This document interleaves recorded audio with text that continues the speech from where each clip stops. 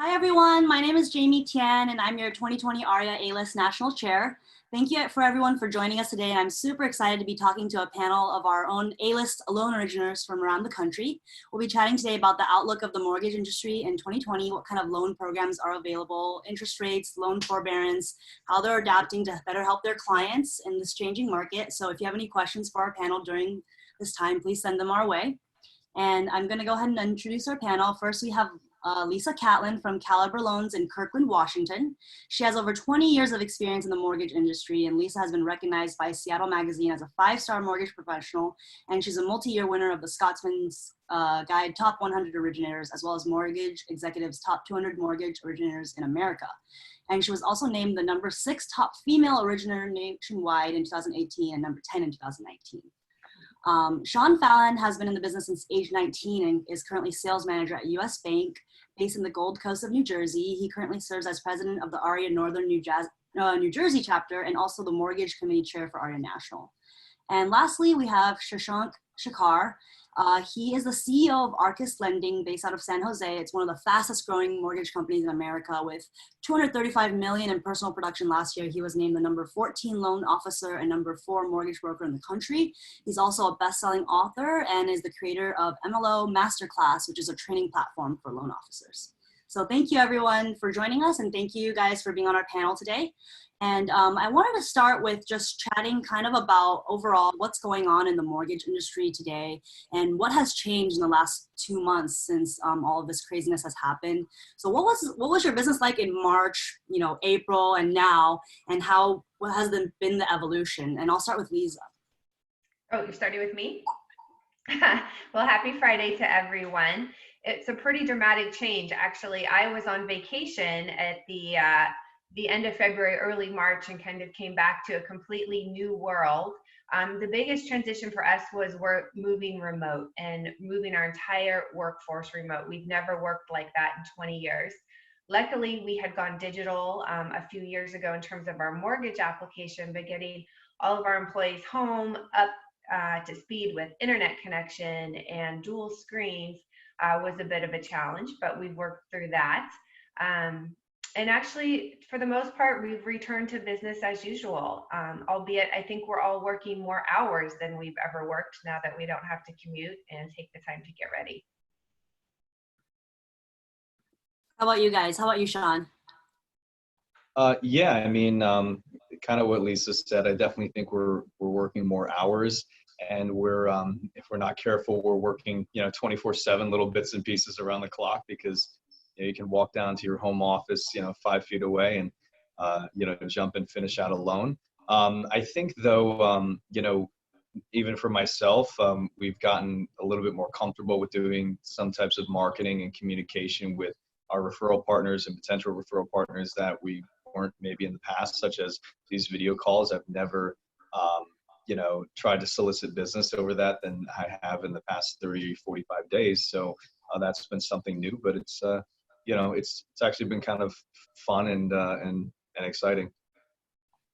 Awesome. And Shashank, can you share as well? Sure. As in whatever Sean and Lysa said, of course, we live in very, very crazy and unprecedented times right now. I don't think the fundamentals of the business itself have changed. Of course, you need to still provide the same kind of customer service. You still need to be out there for your referral partners. What has changed is probably the tools that we are using. We are using things like Zoom, of course, much more than what we used to do before. We are trying to talk more virtually, and then so there is no in-person interaction. But it also, I think, for the industry, it might not be such a bad thing, because we are trying to get to a world where more people are talking about digitizing the entire process from the time of application to the time of securitization. So it's in a sense that I think the industry will actually come out better and stronger from this. But personally, yeah, I don't think I've ever worked. I've been in the business now for about 12 years. Ever worked harder than the last 8 to 10 weeks, which is, I'm not sure that's a good thing. That's good. Are you guys seeing a lot more refi business right now, or is it more purchase business? Feel free to jump in. For me personally, I'm double my purchase business year to date from last year. I think that you know, Seattle's a little bit fortunate locally, even though this has been such a devastating pandemic for so many people. Our workforce does have the ability to work remote. We're pretty high in tech. And so we're actually seeing our local housing market stay pretty strong, especially under $1.5 million. So year to date, I'm actually at 75% purchase. Of course, we're picking up refinances as well. But you know, we're busy. Yeah. So I wanted to talk about like the changes in the loan program. So I know a lot of the non-QM market has mostly disappeared, and you know a lot of the banks are tightening their restrictions. I heard that Chase is no longer doing you know investment properties; they're only doing primary residences with 700 credit score, 20% down, things like that. And personally, I even had a client who had a non-QM loan fall out of escrow. So I wanted to talk more about that. What are your guys' thoughts on that? What are your companies still offering and no longer offering? And, you know.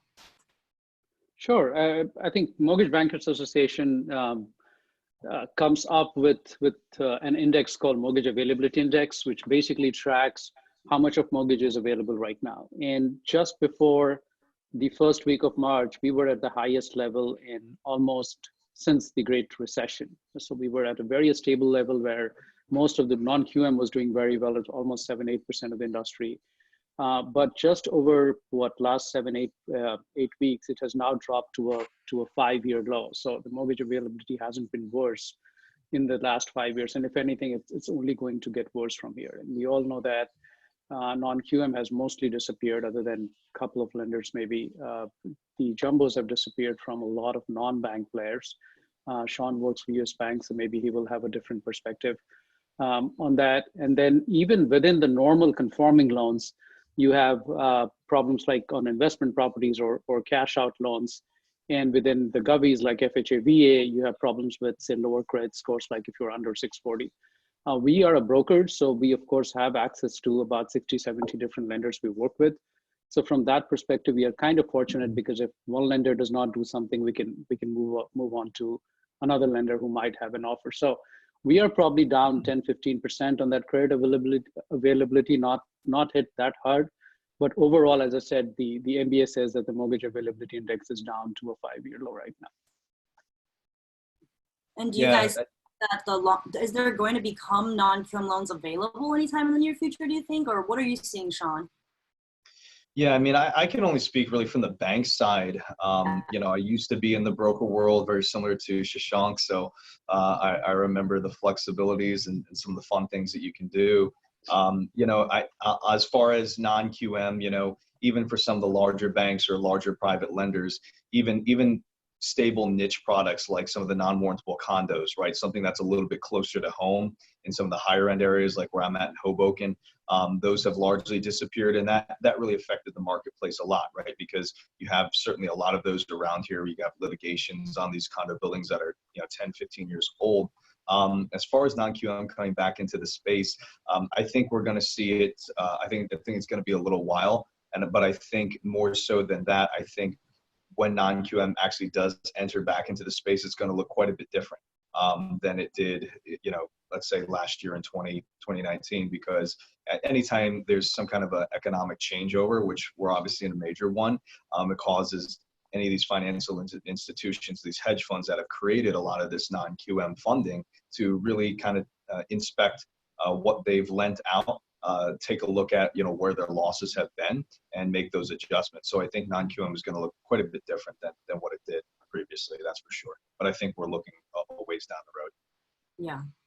How about you, Lysa? What kind of changes have you seen in the programs that your company has offered, or just in the industry in general?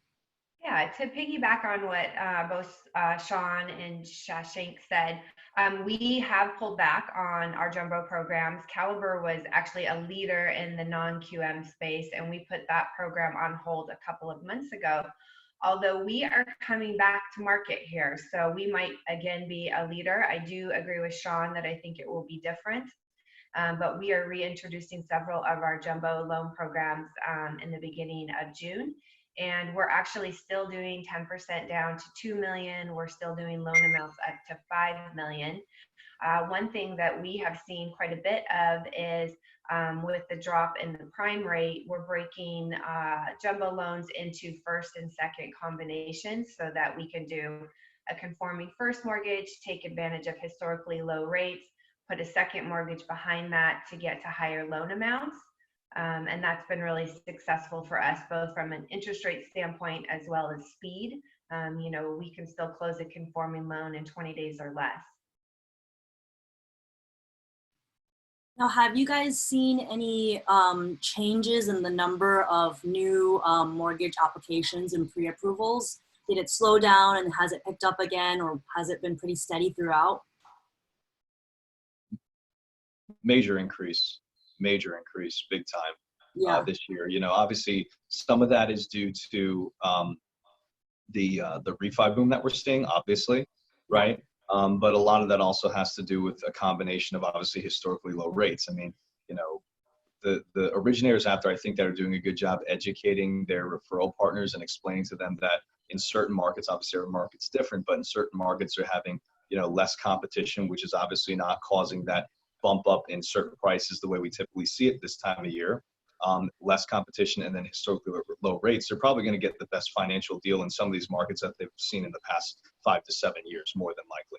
And I think, again, obviously us doing a good job of educating our referral partners is really important for that. But we've gotten, like, just on the US bank side, we're getting just slightly over 1,100 applications per day on average now over the past 60 days. Yeah, that's really positive, I think, for the outlook of the market in general. I think, you know, it's been, obviously the overall economy is kind of, I don't know, no one really knows what's going to happen, but the real estate market seems like is still very optimistic, and the number of applications, mortgage applications, I think is a huge sign that people are still, you know, getting ready to buy and that they want to buy. So it is. So one of the things, Jamie, is what I wanted to point out is that you're right, as the economy per se, as what, at 15% unemployment rate, and of course all the uncertainty around when will this entire COVID-19 situation end. With all of that, the expectation right off the gate was the real estate will be impacted, and it will be impacted soon. But what we are seeing, data after data, as in NAR came up with its March report, I think they're coming up with their April report today. Also more recent reports from Altos Research, and everyone is pointing towards the fact that the inventory continues to stay at the lowest levels that we have seen. And just last week, the median home price touched the high of 2019 back again after going down for 3-4 weeks. So real estate has definitely been bucking the trend and being completely different than what pretty much everyone expected. They thought that we will see several months of slowdown. So in terms of prices, there is of course no slowdown. Number of sales, yes, but also because a lot of sellers are kind of afraid to put the home in the market right now. But there is a definite interest among the buyers. So once we hit the peak of our summer buying season here, I think we will also start seeing the tick on the number of sales as well. Yeah, some people, I've been reading some analysts saying that possibly we may see the peak of our summer buying season a little bit later this year than usual, you know, because as things start easing up and people start going out again, going back to work. But obviously some cities, New York, LA, are still on lockdown. So, you know, I think maybe hopefully in the later summer, early fall, we might see the peak of our season. So we're hopeful for that. What do you guys think is in store for interest rates for the rest of the year? You know, what kind of rates are you seeing this week? And what do you think is, I mean, obviously no one has a crystal ball, but what do you think is in store? We are quoting under 3% on a 30-year fixed on conforming and govies and pretty much across the board. Not on jumbos. Again, as I said, we don't have too many jumbos right now, especially not at the pricing that probably Sean is getting on some of the jumbos. So I'm envious of you for that, Sean, for sure. But for everything else, this is, we thought that the first week of March was the lowest rate that we would see in a little while. And we thought that the capacity issues and everything with margin calls would take much longer to settle down, but it had settled down in what, 6 to 8 weeks. Lenders have started pricing much lower again. And so, yeah, and pretty much across the board, our pricing on the 30-year fix seems to be at 3% or even under. I just locked a high balance at 2.875 with no closing cost to the borrower. So this is the lowest, of course, we have seen. Fannie Mae came up with a prediction that next year we'll see a 2.9% 30-year fixed rate, but we are seeing that already. So, Yeah. so I'm not sure we have to wait until next year to do that. So do you think it can get even lower? What do you think, Lysa? Can it get lower? Yeah, I think it's going to move lower, and I think it's going to move lower in the next 30 to 40 days. But I do think you're going to see a lot of volatility. So we expect it to move lower, but maybe not stay long. But you know, if you're bouncing, we're thinking 2.5 right now. We're pretty similar in rate. We're locking most clients between about 2.75 to 3.25, depending on credit score and down payment and closing costs. And we think we're going to see 2.5 here pretty soon. Yeah, but who knows how long it'll stick around, right? Exactly. You might have a couple of hours to lock everything. And it's so low. Our previous low was November of 2012. You know, at that point, Freddie Mac said we were at 3.32% for the average. That was the first month in the real estate market. Really? Well, you had good timing. Good timing, huh? Yeah. I mean, the rates are just unbelievably low. And sometimes when I'm giving a client a fee quote, I want to check the math because I think I've made a mistake. So, and of course, that increases affordability. What did you say the rate was in November 2012? The average rate was 3.32 per Freddie Mac for a conforming 30-year fix. You know, we're almost a full % lower now than we were this time last year. And that increases a buyer's purchasing power by 10%. It's pretty significant. And when you factor in, at least for what we see here in Seattle, our rents are only going up. We're out of space. We don't have any more room to build. So rents are going higher, and locking now is a great opportunity to inflation-proof your house payment. Yeah, definitely. So I wanted to talk about a topic, mortgage forbearance. What have you been seeing in terms of that? What is the rate of forbearance? And then if homeowners choose forbearance, will this affect their ability to apply for loans in the future? Maybe I'll start with Sean at US Bank and see what you guys over at the banking side think. Yeah, it's been interesting. A lot of the battle with forbearance has been fighting, I think, misinformation. I'm sure Shashank and Lysa can attest to that for sure. A lot of time answering the same misinformed poor homeowners again and again. You know, right now we have, I believe it's a little over 4 million folks enrolled in forbearance. As of right now, which again represents, I believe, just shy of 8% of the marketplace, which seems very, very small to some folks looking at it, but in reality, the billions of dollars lost are just enormous, and it does greatly affect the marketplace. I think folks need to be aware of that.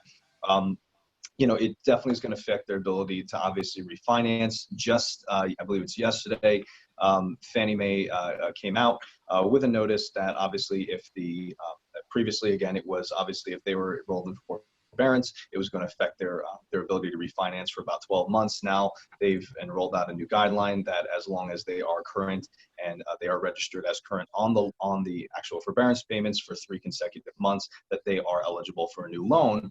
And then even if you have somebody who's enrolled in forbearance now, who actually has not taken those payments and deferred them, but has actually kept on their payments, and they decided not to take those forbearance, and they can verify that through their credit and through their payoff with their servicer, that they are also eligible. So, you know, to kind of summarize it, these guidelines, again, if we had this webinar 2 weeks ago, that would not have even been mentioned, and we had had a completely different outlook. So it's changing almost week to week, and we could see an adjustment, you know, in another couple weeks or months. So it's just really important for folks to not just take an article that was written, you know, a few weeks ago, but actually talk to whoever their lending partners are and make sure that they're getting up-to-date information.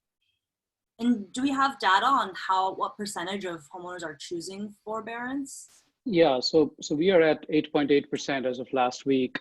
That's across the different loan programs. The Govies, which is your Ginnie Mae, and they are, of course, at a higher, they're closer to 12%. That's 1 out of 8 borrowers who are choosing forbearance. Fannie Freddie is expectedly lower. They're about at 7%. So one of the things that I want to give a huge shout out to FHFA this time, as I came into the industry in 2008, and I saw that it was kind of, it was death by 1,000 cuts, because we got worse numbers every month. And then before the Fed stepped in at the end of 2008 to lower the rates, and FHFA stepped in terms of HARP loans and everything. It took almost 2 to 3 years to get a grip on what was happening. This time, Federal Housing Federal Administration has been extremely proactive. Like Sean was mentioning, just the forbearance thing. First of all, they came up pretty much in the very first week saying that they will allow almost blanket forbearance. What it does is that it helps you not get into, say, a foreclosure or a short sale. You still get to keep the home if you've lost your job. And then again, last week, they came up with the fact that, hey, even if you are applying for forbearance, because the earlier guideline says that if you're in forbearance, you cannot refinance for 12 months or practically get no mortgages for 12 months.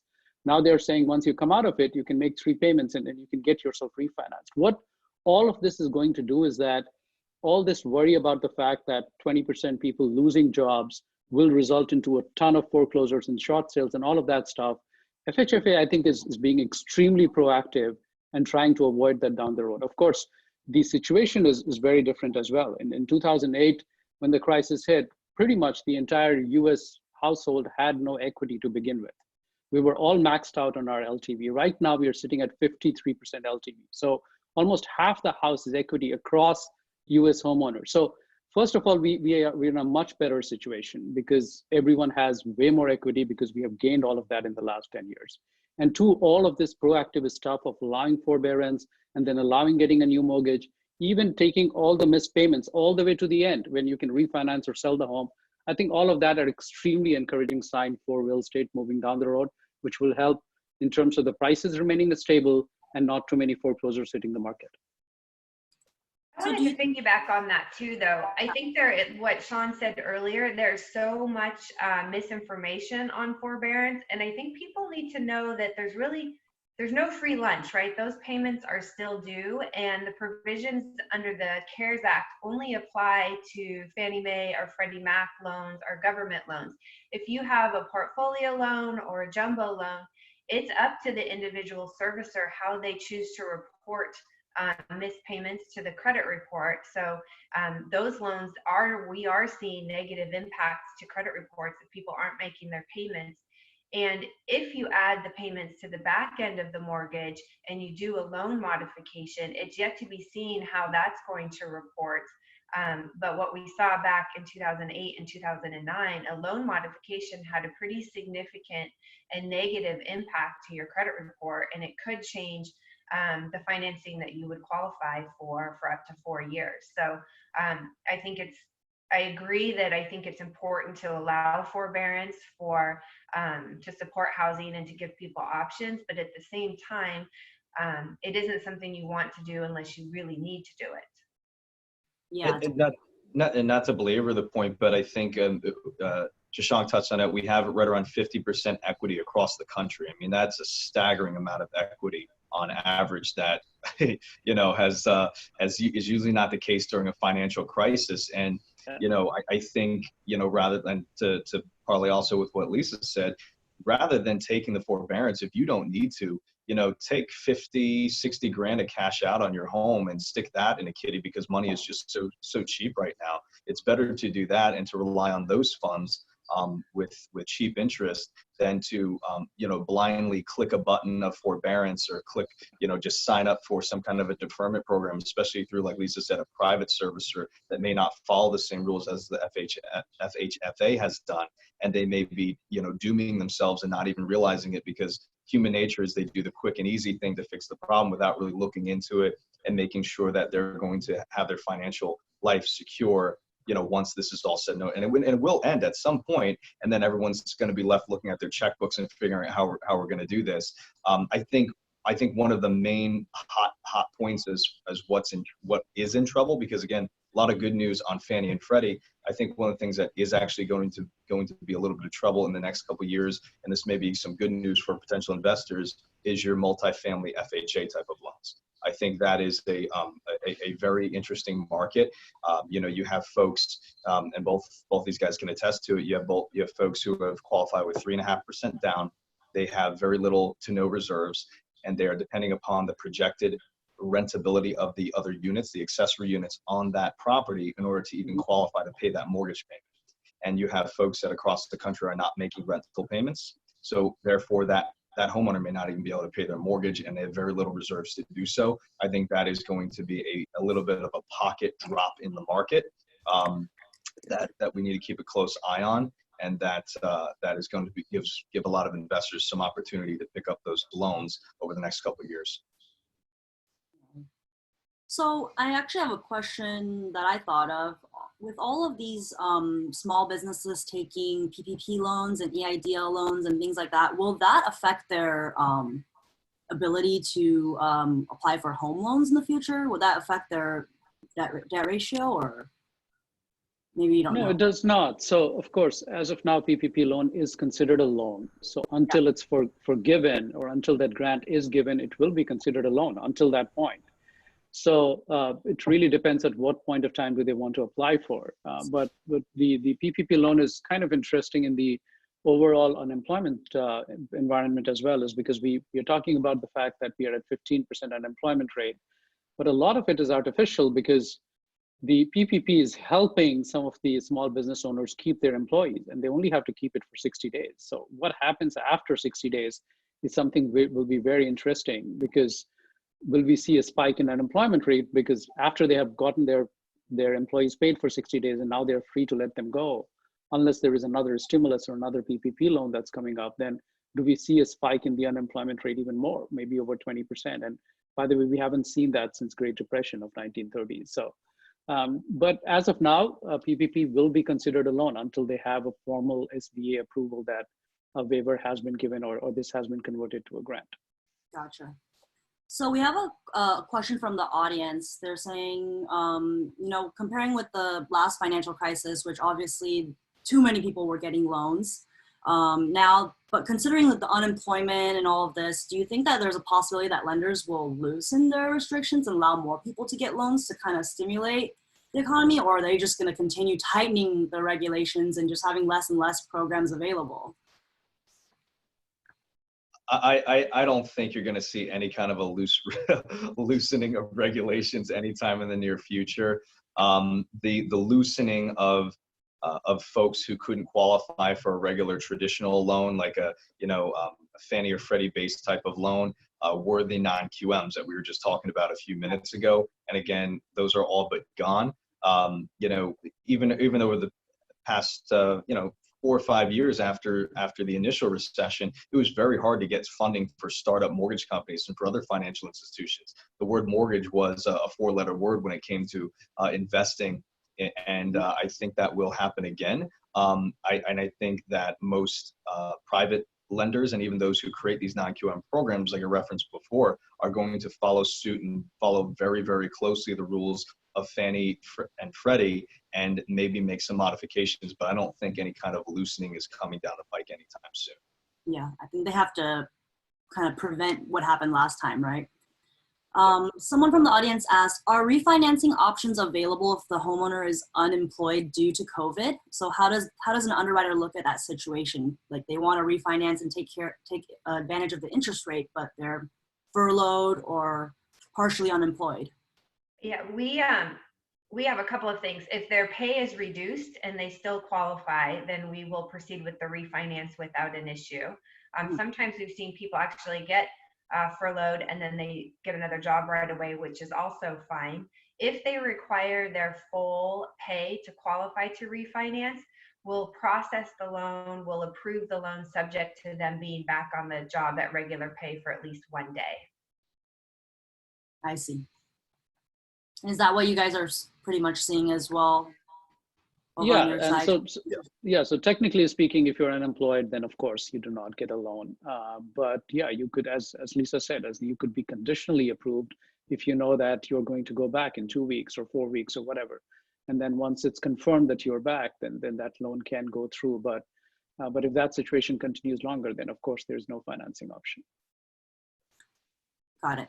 One of the audience members asked, what programs are available right now for first-time home buyers? We're still doing down payment assistance. So here locally in Seattle, you can do 0 down as a first-time home buyer if you qualify.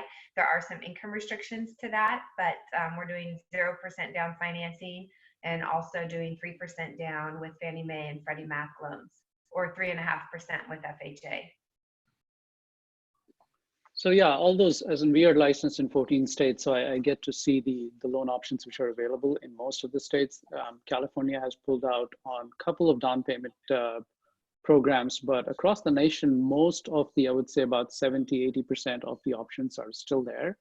And of course you have, as an FHA is already at 3.5% down. So that's as low as you can get. There is conventional is still at 3% down. So those options are already available to first-time home buyers. And then in some cases, they might qualify depending on where they are, in which county and which state they are in the country. If they're still offering down payment assistance, that can go on top of it. I gotcha. What's going on with like appraisals? Are the appraisers going inside the homes? Are they doing drive-by appraisals? Are the appraisals still coming in? Any trends on that? That is like the only good part of COVID, I feel like. The appraisal process has gotten so much easier. We're doing drive-by appraisals even on jumbos. We're getting appraisal waivers fairly regularly, or even desktop appraisals where the appraiser can do everything from their desktop without having to view the home. In the cases where an interior inspection is required, we're seeing appraisers requesting that the homeowner turn on all the lights and leave all the doors open so that they can go into the home safely without having to touch any surfaces. But I feel like the appraisal process has actually gotten quite a bit easier than it was prior to the pandemic. Yeah, definitely more flexibility, 100%. Like we at US Bank, we partner with a company called Red Sky that actually US Bank is an owner of, and so that's our management company. So it's all kind of under one roof a little bit, which is nice. And what they'll allow, same thing like Lisa said, right? Even on jumbos on our portfolio and the refinances we're doing, we're being pretty flexible with appraisal waivers. But then also on top of that, we're also leave it up to the appraiser themselves. If an appraiser goes out there and can get data and says, no, I can just do a drive-by, I don't need to go into the home. If the appraiser deems that the case, which many times obviously for their own safety, and now that they can get a lot of this data online, especially if the property was recently purchased in the past few years, they absolutely really don't need to go into the home. So a lot more flexibility, and it's become a lot more fluid and more of a case-by-case communicative type of process rather than a strict yes or no. Got it. So the adaptability and the resilience of this industry over the last few weeks, it's something that I guess we should all be really proud of. And when the entire country is struggling and most of the businesses are shut down, when this happened in the first week, that was my first reaction, because my title company came back saying, hey, the counties are closed, we can't record. The AMC came back saying, sorry, we can't do appraisals because we are in the San Francisco Bay Area, which was one of the first counties in the country to go into lockdown. So you get all of this news within 48 hours saying, which basically meant that we had our biggest pipeline setting, and I was like, okay, we are not going to close any of this stuff. So what's the point? But FHFA came up with its own guideline. AMC's kind of, they adapted to the situation, like Lisa was saying, as we have had borrowers where they could take pictures from the window because they said there are multiple windows in the house. They can take it from outside. They don't even need to go in. Of course, we are getting a ton of property inspection waivers, especially on refinances where the LTV is low. And the appraisers themselves, I think they have been extremely smart in understanding that they are not going to plan for the future by themselves, not knowing where it is. So they were still taking the right comparables in terms of coming up with value. So I don't even remember even one purchase transaction where we actually had a lower value just because somebody was projecting where the future home value would be. So very, very impressed with with of course the overall adaptability of the industry, but definitely appraisal has been one of the high points during this crisis. I agree. Yeah, and they've been able to adapt very quickly, which has been impressive, like you said. Audience member asks, are there any forecasts for like potential foreclosure rates in the near future now that we see like these forbearance rates? I don't think you're going to see a wave of foreclosures, and I think it goes back to what we've all touched upon, and is the amount of equity that people are sitting on in their homes. They could certainly turn around and sell it. Inventory is incredibly low, and there is pretty strong pent-up buyer demand. So they can sell, or they can work with their mortgage servicers to modify the loan or work out a payment plan. So I don't think you're going to see a massive wave of foreclosures or short sales. I would be really surprised if we did. Do you guys agree, Sean? Yeah, no, I agree. I think for the vast majority, what Lysa said is 100% accurate. I said, I think we're only going to see pockets of fallout in the market. It's not going to be. I stay very far away from the word crash because it's just not even comparable to what it was. It's a completely different animal right now. But I think if anything, it's going to be those low percent down multifamily type of homes on those first time FHAs. I think we will see a lot of negative activity on that. But I think conversely, on the other side of the coin, it's going to be an incredible opportunity for a lot of sell-offs, just like Lysa said. So I think it's going to be almost black and white on either end of those. I think it'll be pretty rough in certain areas, some very high-end areas, expensive areas on those multifamily FHAs, but then it'll be great for a lot of the other homeowners, especially those who are with Fannie and Freddie. Yeah. And personally, I do think we're going to see a little bit of disparity in different income level neighborhoods, right? So certain neighborhoods are obviously having more job loss and more unemployment. And I think we may see more of those things happening in those type of neighborhoods and less so in, the higher income areas. Audience member asked, I'm getting ready to take the SAFE MLS exam. Do you think this is a good time to get into the loan business? I got in the business in 2008. So, and so far I've been able to brag that I got in the worst time that I could. Hope 2020 doesn't change that for me. But yes, absolutely. As you shouldn't be looking when you're getting in a business like mortgages, as in this is not a 6 month or a year, as in hopefully you're trying to get into it as a career. You're trying to stay in this for several years, maybe even several decades. If that's the case, then any time is a good time, because even in our worst of years, we have done almost $1 trillion in origination. As mortgage business in the US is one of the biggest industry in the world, even during our worst years, like say 2008, 2009. So given that, it presents itself with huge opportunity. We talked about the interest rate prediction and the fact that we might see low interest rates last for several months from where we are right now. If given all of that stuff, there's no reason why you should not get into business now. Of course, you have to work your ass off. This is a very, very difficult business to be in, irrespective of when you get in, whether it's 2008 or 2020 or even say better years. So that's something you should be prepared for. As that's one advice, because I got in when I was 1.5 years in the country. I knew no one, literally 3 people in the entire country, and I started in 2008. So I can tell you firsthand that it's not an easy business to be in, irrespective of which time you come in. But yeah, if you're willing to do the work, it could be one of the most rewarding industry you could be part of. So since a lot of our audience members are loan originators and realtors, and what would one piece of advice from each of you would you give to a brand new loan agent? If you could look back now at when you first started, like something that you learned that you wish you knew. I'll take that one. I think keep it simple. I think that especially now you're seeing a shift back to the basics, answering your phone, being informed, getting back to your clients, and really getting in front of people as much as you can, whether it's by Zoom or all these new apps that we're getting familiar with. But I've been in the industry a long time. I'm second generation, and it feels like that over the last 5 to 7 years, there's been all these coaching groups, and you need to make so many calls on Monday, and just lots of different fancy bells and whistles. And I really think you're seeing a shift back to the basics, someone that you can trust, who's well informed, and who can guide you through the process. So my advice is keep it simple, work hard, and do a good job. Yeah, the human touch, right? The personal connection is more important than ever now. How about you, Sean? I love what Lysa said.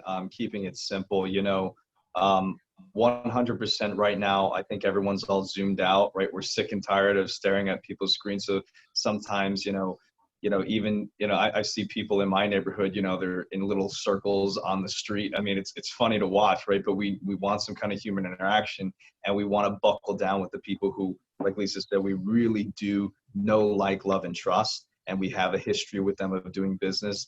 I think I would say find somebody who you can lean on and learn from. who's been through another crash, who went through 2008, who's gone through a few things, who understands what to do during this time and is still doing well, hasn't crashed and burned since then. And then, stay in front of your referral partners and I mean, the people who really are making your business work. During a time, especially in a refi boom, loan officers can get very distracted with an exciting bunch of refis coming in and can forget about the really referral partners that are actually going to make their business roll in the long haul once this refi boom is over. And again, this could last for quite some time, which is great, but you need to make sure that you're putting in some kind of infrastructure into your business to constantly keep in front of those referral partners, because if you don't, technology is very fast nowadays, and there are many, many other loan originators who can get in front of those referral partners and start capturing that business if you're too busy and staying away from them. So keeping yourself in front of them, even if it's just to have a little, whatever, a phone call at night or a little one-on-one Zoom and have your little get together with them, any way you can keep in touch with them and just let them know you're there is really, really important right now, more than ever. Yeah, I totally agree. How about you, Shashank? Do you have one piece of advice for a new loan officer?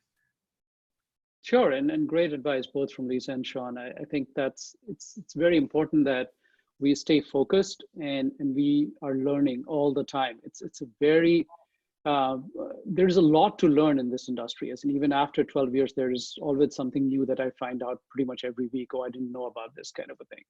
So and if you're starting out, try to learn all aspects of the business. I pride myself with the fact that I probably know underwriting guidelines cover to cover. I know how to do processing of a loan. I even know how to fund. Like, I understand, even though I don't have to do it, I understand all the aspects, because when you do that, then you're more informed, you're more realistic when you're trying to communicate what kind of expectations people might have. Because I see, because we have a lot of loan officers across the country, and some of them will be like, they send the conditions and they're promising the real estate agents that docs will be out in the escrow tomorrow or whatever. That's not how it works. And there's a process with which it has to go, and then something happens. So I would say the first thing that you really need to focus on is that learn a lot. That's very important, and figure out how to get business. With everything else there is, as in all the shiny bells and whistles and tools and strategies and coaching programs, the most important thing is, can you get clients? And then so work on your strength and figure out at least one way in which you can get your first 5 or 10 clients. That's all really good advice.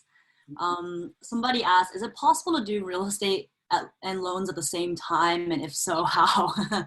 I mean, yeah, I guess technically it is possible. I have met people who have been able to do both, although I think to do both very successfully would be probably pretty difficult. I don't know if you guys have any thoughts on that. I can't imagine doing both. I mean, I think a huge part of what we all do as mortgage originators is watch the market, things are changing sometimes once or twice, even 3 times a day. And same with real estate. I can't imagine that you could stay up and be well informed enough on both to do both really well. And I think what was said earlier is you have to work hard. You have to know what you're doing. So personally, for me, I think that would be very difficult to do both well. Yeah, you got to master something. You have to master something, right? And like Shashank said, right, it's going to take some time to learn the guidelines. It's going to, I mean, my goodness, we're relearning guidelines all over again, right, over the past couple months, and we're trying to educate folks who have no idea what's going on. You've got to really master something. You don't want to be okay at both just to try. And usually, not always, but the motivating factor behind doing both is I want to make money off all sides of every transaction I possibly can. But, we're only as good as the time we have. We all have 24 hours in a day. And I think it's better suited focusing that time on being great at one or the other. Got it. So I'll chime in a little bit too. I think that it's just like spreading yourself too thin, right? You only have so many hours in a day, and if you're doing too many things at once, I don't think you'll be able to do it successfully. And also, I think there might be kind of like a trust factor issue there too, in that like if you're covering all the bases yourself, your client will have to really trust you, and there's kind of like ethical boundaries there, sort of. So yeah. What do you guys think? What are you guys doing now to, educate yourselves and better be able to help your customers now in the rest of 2020? I've gotten to probably more learning than ever before. I have always followed at least the 5-hour rule, which Bill Gates or Jack Ma or pretty much most of successful people do, which is you need to invest at least an hour a day into learning, into growing yourself. But I realized that once the crisis hit, that there were a ton of things that I did not personally understand. There were things around margin calls, and there were things about servicing advances. Like there are tons of technical stuff that I wasn't too sure about. And I pride myself into providing education. I started blogging in 2009 when only 10 people in the entire industry were blogging. And then since then, I've written over 1,000 blog posts and featured on some of the biggest media in the world. But really, I personally realized that I wasn't very comfortable about some of these stuff, talking about it in public. So I started looking at who are the experts in this field, what are the kind of publications I could be reading, and I tried to get back to that and understand more, and went to a point where now I'm confident talking about those stuff. And I think that's very important for everyone, irrespective of how many years you have been in the business, is that you are constantly learning. Because if you're not growing, whether you're learning about sales tips or learning about just the industry itself or different terms or how to work with referral partners, whatever you are working with, but you need to be constantly learning. And that learning, what you are learning could be different depending on what stage of the career you're in or what kind of environment you are in. But that's something you should never stop doing. And that's the difference that you will see in probably the top 200 on Scotsman Guide or top 1% on Wall Street Journal real estate agents, is that when you meet with them, you will find out that they are always learning, irrespective of whether they are 50 million or 200 million producer. They never think that they know everything there is to learn. One of the audience members asked, can you do loans in other states? So I know you mentioned you do loans in 14 states. How does that work? You have to get licensed in each state and learn the different regulations in each state. Does it vary a lot, or? It does. And Sean works for a bank. He might even be doing all 50 states. He can chime in on that, because as a loan officer for a federal bank, usually you have that kind of an option. But for us, we do need to get tested and licensed in every individual state. And their guidelines could be different. The mortgage guidelines kind of stays the same across the country. What really changes is what's different on the real estate side. And that I have found out several times when I was doing my first loan in Washington, for example, or a lot of attorney estates like New York, and we are doing a lot of loans now in North Carolina and New York and all those states. And only realized it, like, we were asking for fees from escrow company, and they were saying, what escrow company? We don't have escrow company. So you find out about all these new things when you go into new estates. So it's not that easy. As in the mortgages per se, the guidelines remain the same overall, but how the process works and who are the different parties in a transaction could vary significantly between different states. Yeah. To chime in with Shashank there, because I came from private lending just like where he's at, and you do have to get licensed in each individual state. At one point, I held 18 licenses, so my continuing education started in like June to the end of the year. It was just crazy. Or Jan. Oh my gosh. So, I mean, now, thank God I don't do that anymore. It's great. And there's trade-offs to every kind of model that you have. I would say, though, to anyone who's looking to get licensed in multiple states, make sure you understand, like Shashank said it perfectly, understand the real estate guidelines of that state to make sure it fits with your business model and the products you have. Don't just get licensed because it's right next door. Don't just get licensed because you have one buddy there who, just got his real estate license a month ago. Make sure that you have some kind of a base to work with, and that the product line that you have matches the needs of that state, so that you actually know you can extract good, sustainable, repeat business again and again if you're going to go down that road. What are some of the differences, I guess, in working for a big bank versus, being a private lender? And do you think that one is better than the other for a new loan officer? You might be biased. You can't answer the question. Yeah, I've always believed that every channel has its own space, and it's really depends on what your goals are and what is it that you're trying to do. For example, a big bank can have fixed salary, and you might be a little bit more comfortable with the fact that, hey, on day one, I'm making some money, even though if I'm not originating something. Having said that, I don't know how many big banks will hire someone who is brand new and day one in the job. but that could be something which might be motivating for you, or something that you might work. As in, for some people, having the range of products which maybe say a bigger bank does not have, that might be more appealing for you, because you might be working with, say, non-QM clients, for example, and a big bank may not offer that. So really, I would I wouldn't ever say that there is one which is better than the other. It might be, one might be better than the other for you as a loan officer. One might be better than the other for a certain consumer because of their needs. But overall, you need to study all the different channels there are, whether it's a brokerage model or a direct lending model or a big bank. And thankfully, all three of us are kind of representing three different channels today, and we can talk about it.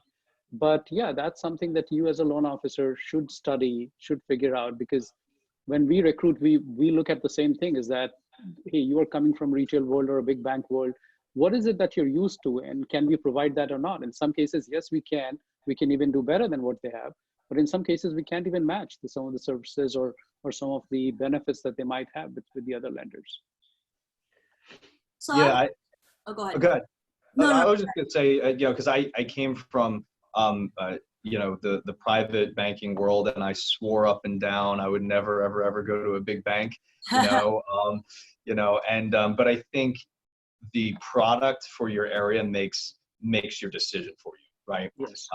I'm in a very high-end area, so jumbo, high balance, and upwards is really most of the marketplace, and that's where a lot of the activity is given. So I was with private lending for my entire career up until this point, and we just could not compete any longer on price point, on rate, right? So Shashank and Lysa alluded to this earlier, right? Depending upon the lender and the bank that you're with, they have certain products that they're just great at, right? That they just have an appetite for.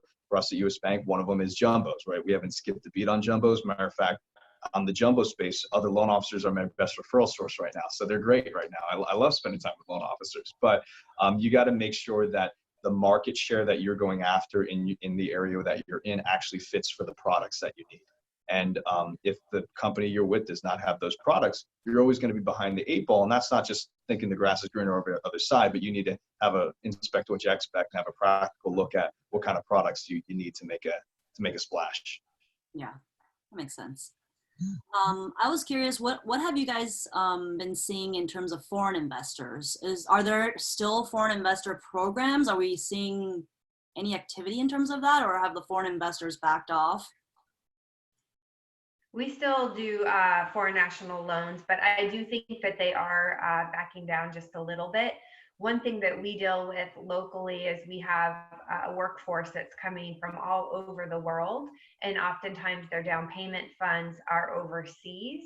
Some of the countries have made it more difficult to take money out of that individual country and bring it to the US. So we have seen either less down payment or longer timelines to give people time to move their money into the US prior to closing. And what kind of foreign investor programs do you have? Like, we will do 40% down payment for our foreign national. Gotcha.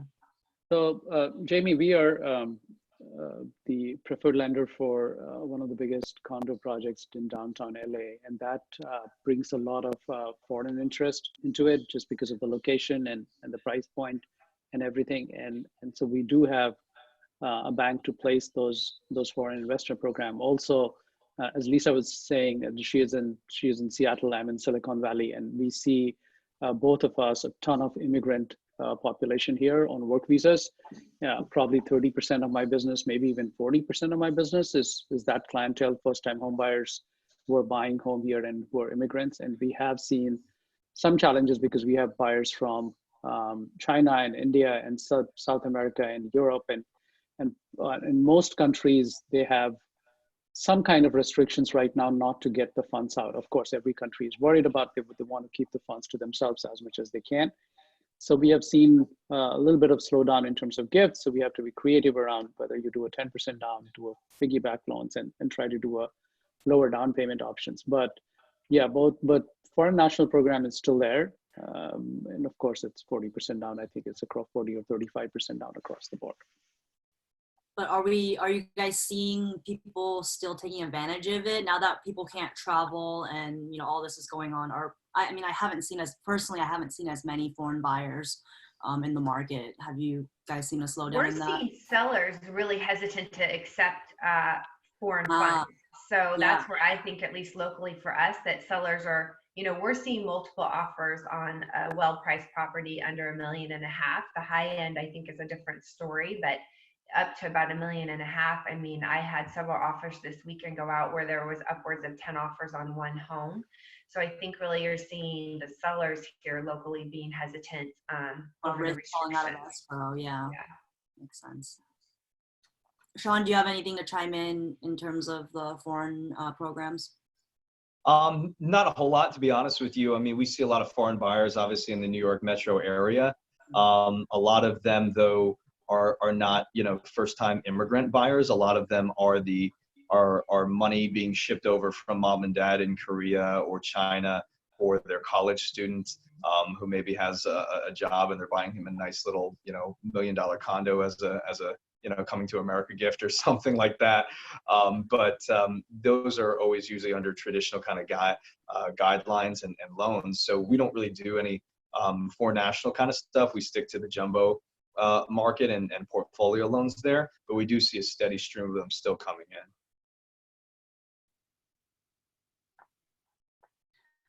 That's a good question. Somebody asked from the audience, is the lowest rate always the #1 focus for choosing a loan? No, speed for us locally. Sometimes it's how quickly can you close. Yep. Reputation too, you know, having you know, the realtors and the other referral partners who you have a reputation with. You know, you may have, we all can testify to this, some online lender from across the country comes in and offers them an 1/8 lower, right? And but again, is that seller really going to rely on some, you know, lender that they've never heard from, they don't have any kind of relationship whatsoever, or maybe an 1/8 higher, but like Lisa said, speed and reputation of service, knowing that we can actually get to the closing table, especially right now with so many shakeups in guidelines. Your reputation and your relationships in your local marketplace are huge. Yeah. 100% No, I totally agree. agree as well. I think, you know, even as realtors, when we refer our lender partners over to our clients, that's what we're looking for. Is obviously we want to make sure they have the best rates, but also different lenders have different programs, as we've talked about, that fit different types of clients. And then obviously customer service and speed is really important too, because a lot of the times, you know, during the escrow, everything's going great. And then it's always like, you know, the lender that's holding it up at the end. We can't close. And then everyone's angry at the realtor. And, you know, we're all scrambling around trying to hold off on the contingencies and hold off on the notice to performs and everything like that. So when we have a trusted lender that is quick and has proven to us that they're fast, that's someone that we're going to refer to our, you know, our clients. No, it totally makes sense because first of all, you don't even know what's the lowest rate, and you haven't checked every single lender in the country. And so I tell people is that, hey, if you try enough, you will find a lender which is cheaper than us. It might take you some time, but you'll be able to do that. Again, I live in the most expensive county in the country, in Santa Clara County, with a median price of $1.4 million. And so if it was just the rate, as in forget 235 million last year, I wouldn't have probably even done 23 million. People like Sean with working for US Bank could discount me with like 0.5% on jumbo rates, maybe even more. As in there have been times where we have quoted 3.25 and somebody got 2.25 or whatever. So if that was the only reason why people worked with a lender, then of course, as in people like us would probably not be in the business. What they are going after and what they should be going after is, of course, the customer service and the speed and even more importantly, the expertise. And are they recommending you the right loan program? Are they understanding what your goal is? Can they work through your unique situation? As in all of that is as much important, because if all that you're looking at is the lowest rate on Bankrate or Zillow, wherever it is, then you will run into some serious problems. And we see that documented every single day, both within the real estate agent community and within the mortgage community. And so that shouldn't be your top choice for sure. And when you're shopping rates, you want to make sure you get a loan commitment letter, right? Because you want to look at all the terms and make sure it's actually apples to apples, because, you know, all the terms can make a difference.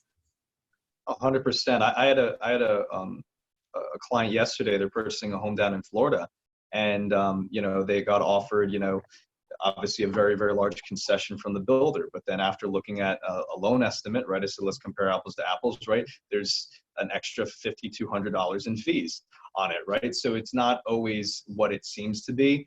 And I think, it's just all about us, not getting, I think this happens with a lot of newer loan originators. They just get flustered. They'd just rather have the quick answer. Oh, come on, let me match that rate, rather than taking the time to really investigate and properly educate the client and show them what real numbers are looking like. Yeah, that's a great learning. If you are a loan officer and someone comes to you saying, yeah, I'm getting a much lower rate, the first thing you should be asking for, hey, do you have a loan estimate that I can look at? Because as in sometimes you might genuinely not have that rate, and which is fine, and that's totally okay. But a lot of times, as in all they hear is that, hey, I got 2.75 from someone else.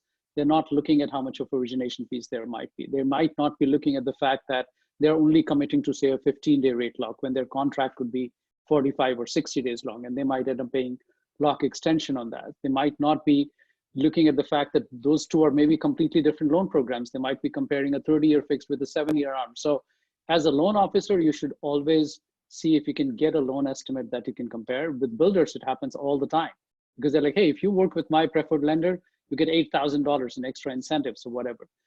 And then we see that, oh, the rates are 0.25% higher, or they have an extra origination point, which we might not have at our end. So that's a very important learning, that you don't try to just get back and try to match the rate and discount your own revenue and commission on the loan, but actually study the loan estimate. And that's actually a great education for the buyer itself, because they will trust you more now that you do an apple-to-apple comparison and see this guy was technically cheating you in the sense that he was only giving you part of the information, but here is the fair comparison between the two.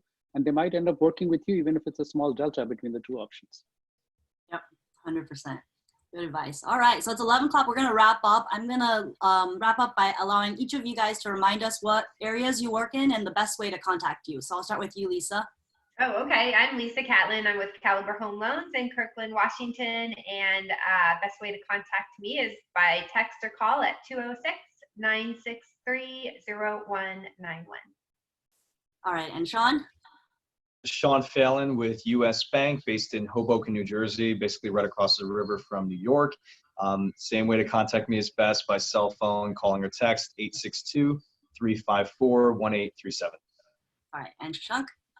I am Shashank Shekhar. I'm in San Jose, California, and all my contact details are on my blog, which is mortgageblog.com. Oh, that's easy. Perfect. All right. Well, thank you so much for our panelists for being part of our panel today, and thank you so much for the audience for joining us. And I hope everyone has a wonderful Memorial Day weekend. You too. Thanks so much. Thanks, Jamie. Thanks. Bye.